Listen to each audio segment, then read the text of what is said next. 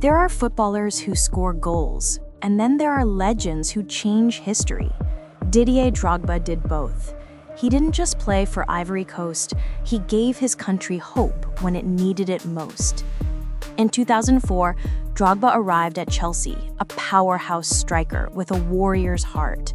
He bullied defenders, scored goals in finals, and lifted trophies like it was destiny. But while he was conquering England, back home, his country was tearing itself apart in a brutal civil war. Then came 8 October 2005, a night that changed everything. Ivory Coast needed a win against Sudan to reach their first ever World Cup. At the same time, Cameroon were playing Egypt. One missed penalty, one piece of fate, and suddenly Ivory Coast had done it. They had qualified. Inside a small locker room in Sudan, Drogba stood before the cameras, emotional, powerful, and made a plea that would echo far beyond football. "Men and women of Ivory Coast," he said, "we proved tonight we can live together. Please lay down your weapons." And his teammates fell to their knees, not in celebration, but in prayer for peace. That message went viral before the world even knew what viral meant.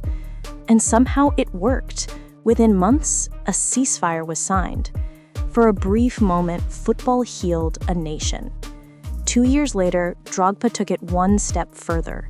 He insisted that Ivory Coast's next home match be played in Ouaké, a city once at the heart of the rebellion. That day, enemies sat side by side, singing the same anthem. Ivory Coast won 5-0, and of course, Drogba scored the final goal. It wasn't just football, it was history repeating itself as harmony. Drogba went on to win every major trophy in club football: 4 Premier Leagues, 4 FA Cups, and a Champions League crown with Chelsea. But no medal shines brighter than what he achieved for his people. He didn't just lift a cup, he lifted a country. Didier Drogba was more than a striker. He was strength in chaos, calm in war, and unity in division. He proved that sometimes one goal can be worth more than 1,000 speeches. That's why in Ivory Coast, he's not just a football legend, he's a symbol of peace.